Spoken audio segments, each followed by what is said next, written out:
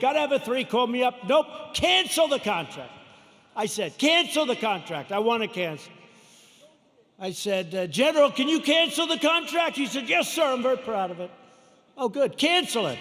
Okay, sir. By the way, to cancel it, do you have to pay anything? Yes, sir. We have a cancellation fee, sir. How much is it, General? $250 million, sir. I said, what? Sir, we made a good deal. $250 million to cancel. You mean if we don't buy the plane, we have to hand them $250 million? That's not good, right? Look at these two guys. They're looking. By the way, that's like a good story compared to some I could tell you, like with aircraft carriers. So they said $250 million, or I always say this, or around that number, because I'm off by a little bit. They say, oh, he exaggerates. I look at numbers all day long. That's what I look at for years now, for my whole life when you think of it. $250 million cancellation fee, sir. He was very proud of himself. What a great deal. I say, General, don't cancel. Don't cancel. Just tell him I don't want the planes. Don't put anything in writing. Don't put it in writing, General. Why, sir? Because I don't want to pay $250. True. Do you hear that, Jim? Jim Inhofe, he's great. You hear that, Jim? You know that story. He does a great job. So here's what happened, the bottom line. Boeing says, no way, no way, no way. The next week they say, no way we're doing it. The next week they said, how about $5 billion? I said, no way, no way.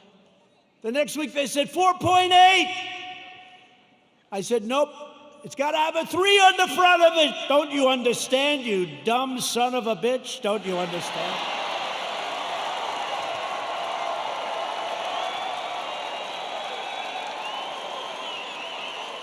I turned out to be right, you know. Turned out to be right. Nobody gets that? No, got to have a 3. Next day, they come back, 4.5 is our best offer. Nope, I'm not doing it. I'm not doing it. Come back when you're ready. A month goes by, another month, they never heard about it. They never heard from me. They thought I was serious. I was. And they came back at $4 billion. That's a lot of money. But I saved like $1.6 billion or $1.7 billion. Nobody wants to talk about it. Nobody wants to talk about it. When I get foreign nations to pay us billions and billions of dollars, nobody wants to talk about that. When I take soldiers out of countries because they're not treating us properly, Germany is an example. I mean, I have a German heritage, like some of you. I said, let's get it down from 50,000 to 25,000 because they're delinquent. For many years, they're delinquent. They haven't been paying what they're supposed to be paying. They're paying 1% instead of 2%, and 2% is a very low number. And they say, yes, we think by 2030, maybe 2032, we could get current. I said, no, Angela. Angela, please. Yes. Don't say that, Angela. It's true. You know who I'm talking about. Nice, by the way, very nice woman, very good negotiator. I said, Angela, that's a long time. This was in 2019. She said 2032. I said, no, Angela, that's not working. But I said, what about, because now they want to get current, but I said, well, what about the last 25 years, all the money you owe us? Everybody forgot about that. They forget about all the money that wasn't paid. I said, what about the $1 trillion that you really owe? So we're negotiating, let's see. But in the meantime, we're reducing our troops. Remember this, remember this. We're supposed to protect Germany from Russia. But Germany is paying Russia billions of dollars for energy coming from a pipeline, brand new pipeline. So they pay the country we're supposed to protect them from, they pay billions of dollars to that country. We're supposed to protect them. Excuse me, how does that work? How does that work?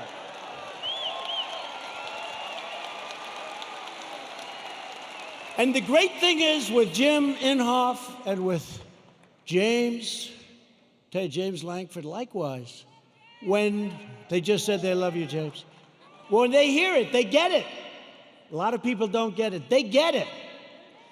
We cannot continue to be ripped off. We're ripped off by so many countries, and we're stopping it. And that means that a lot of people don't want me here. They don't want me here. There are a lot of people that don't want me here. You know, they don't sell a lot of bombs when we're not dropping bombs on people. You know that, right? It's called the military-industrial complex. When rioting and looting broke out in our nation's capital, I very quickly deployed the National Guard. I said, get them in. After watching for an evening or two, we stopped the violence and restored peace and order to the streets. And last night, they had a little breakout again. They ripped down a statue that was 110 years old, beautiful piece of art, in front of the police precinct with our radical left mayor watching on television. We're not happy. That's going to be very expensive for D.C. They're always looking for money. We need more money. We always need more money. And then they don't do the proper job. So it's not going to be good for Mayor Bowser. Mayor Bowser. They were heading over to the Jefferson Memorial recently, and they wanted to do damage to our great, beautiful Jefferson Memorial. Not going to happen. Don't worry about it. We have it surrounded with very strong people. The choice in 220 is very simple. Do you want to bow before the left-wing mob, or do you want to stand up tall and proud as Americans?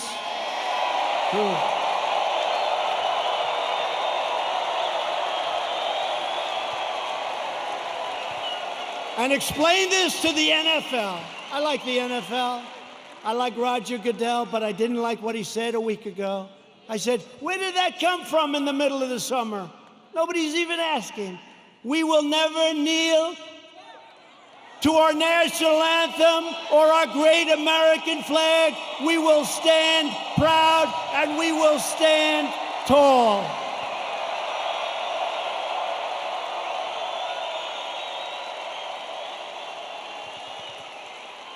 I thought we won that battle with the NFL. Their stadiums were emptying out.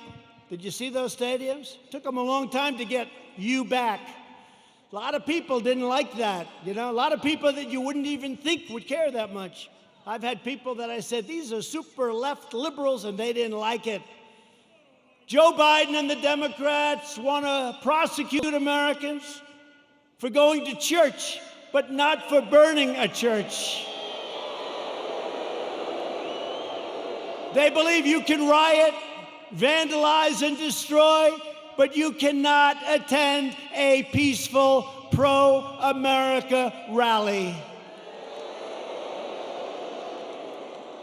They want to punish your thought, but not their violent crimes.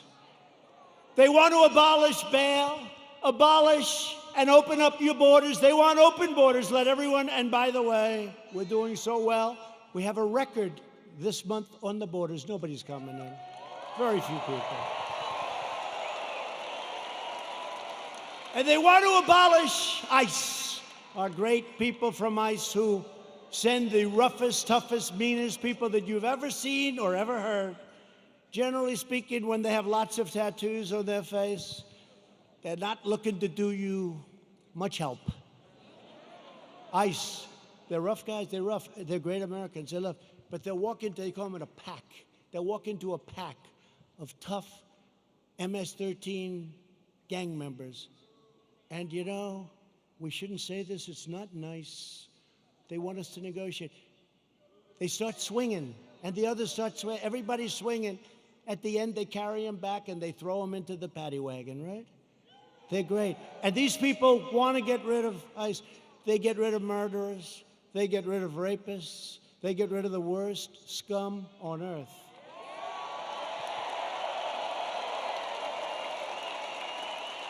And when I called them animals, I said they're animals. And Nancy Pelosi, they cut up a young woman. They cut up a young woman, and her friend cut him up with a knife because it was more painful, dead, cut them up with a knife because it's more painful, takes longer than shooting a gun. They cut them up. I said, these are animals. And Nancy Pelosi said, these are human beings, they're not animals. If I lose an election over that, you know what? This country's in big trouble.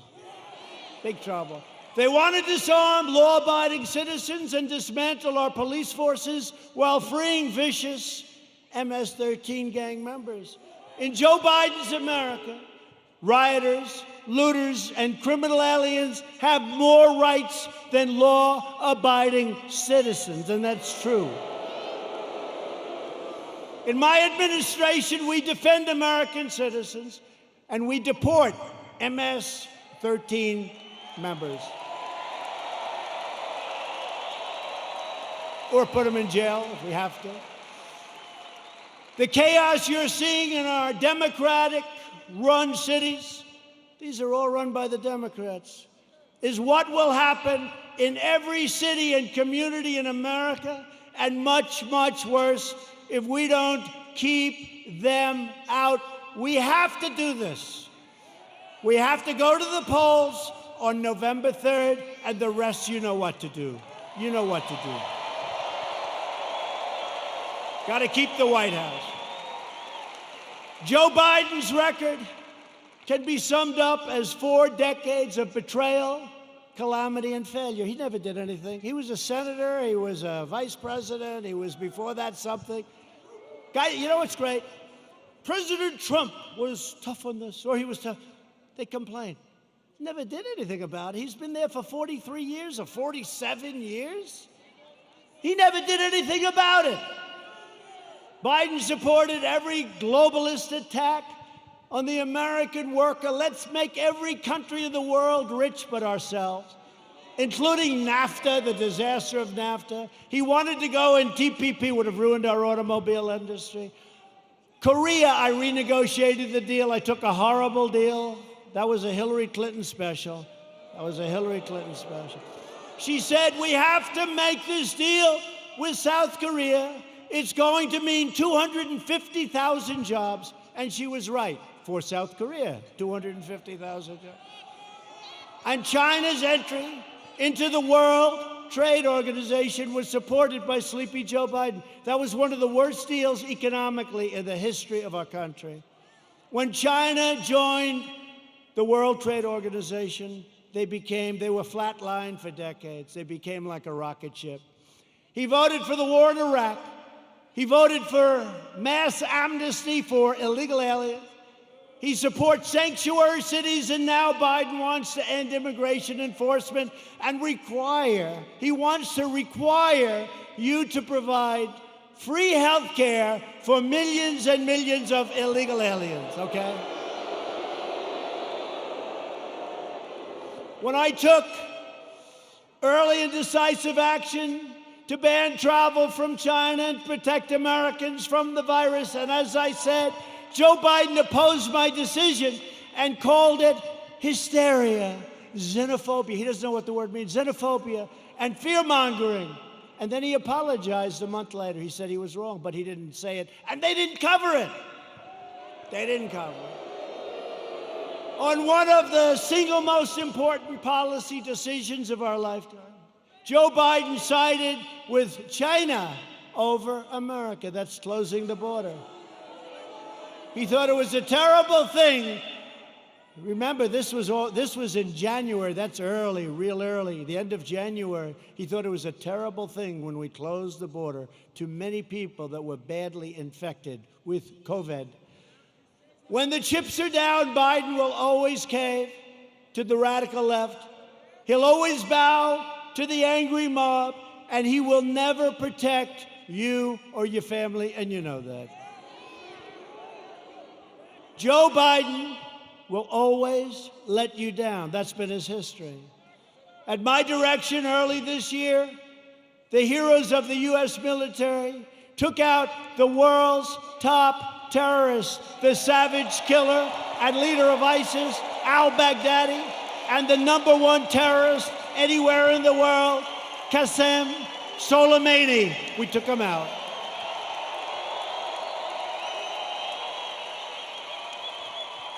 Joe Biden opposed killing Soleimani. He was vehemently, we killed this #1 terrorist. He didn't like it. You know why he didn't like it? Because he thought it would be good politically. That didn't work out too well. Just as he opposed the raid that killed Osama bin Laden. He opposed it. You know that. Biden is always on the wrong side of history, as said by people that are with him and worked with him. He never made a correct foreign policy decision. Biden is a puppet for China. Son walked out with $1.5 billion. I think it's a little bit. Allowing them to rip off America for many years. Now they're paying us billions and billions of dollars. We give a lot of it to our farmers. We have plenty left over. China's not exactly happy with me.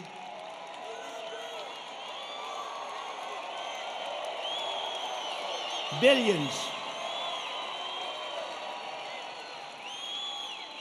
They pay us billions and billions of dollars, and they targeted our great farmers. And I took the money that they targeted. I took that money and I gave it to the farmers, so they were even. So they're okay. Are you okay? Come. Doctor, please. Doctor. Thank you. These people, I mean, some of the people are waiting for 5 days, especially in this location, right? You take your time, darling. Take your time. Thank you very much. Take your time. Doctor, thank you, doctor.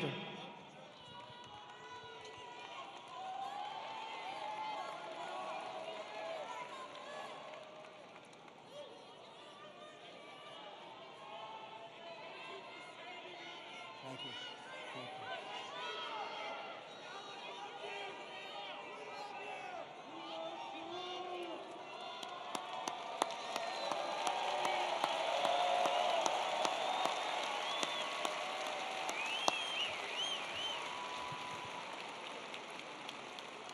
Now, some people wait for 4 or 5 days. It's incredible.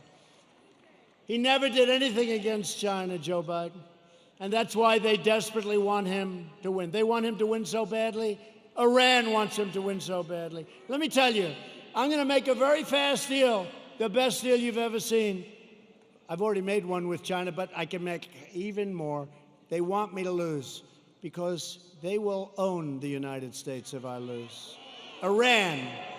President Obama gave them $150 billion for nothing.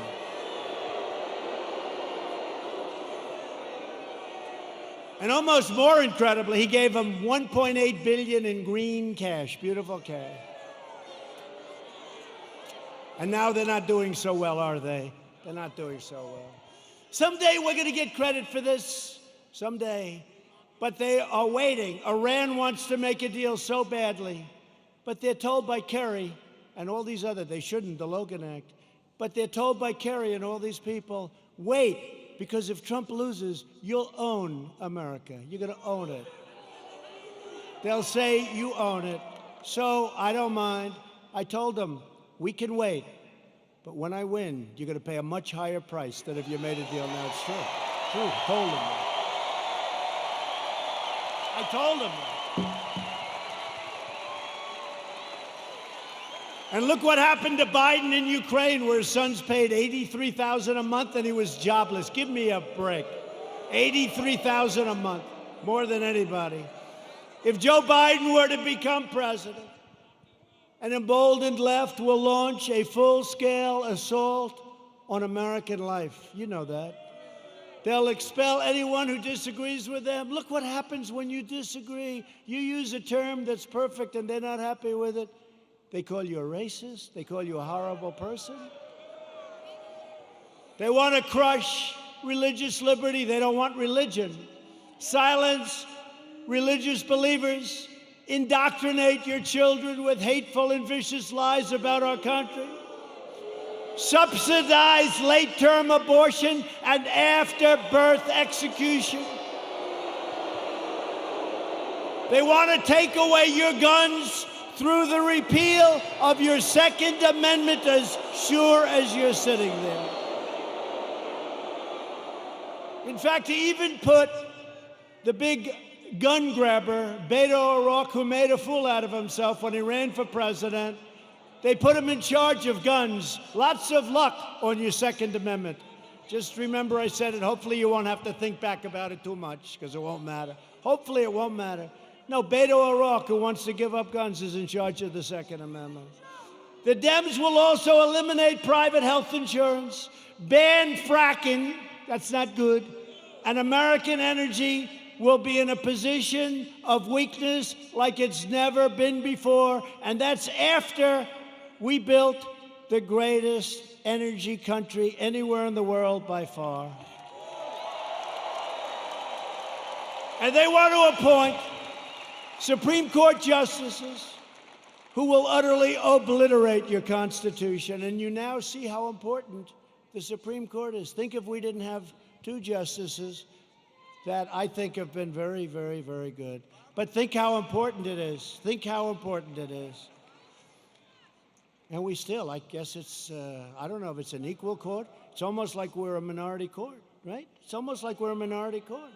The recent Supreme Court cases prove that if Joe Biden is elected, he will stack the court with extremists and the forgotten men and women. Together with everyone else, we'll lose everything. The forgotten men and women. I campaigned on the forgotten. These are great people. These are substantial people. These are the elite. By the way, you're the elite. They're not the elite. You're the elite. They said, somebody 2 days ago said, sir, the elite are really working hard on trying to destroy you. I said, yeah. Why do you call them the elite? I said, why? Well, they're not elite. I look better than them. Much more handsome. Got better hair than they do.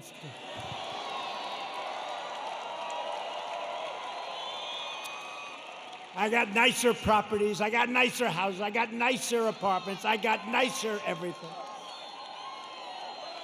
I ran for politics once, just once in my life, and I became president of the United States. Once.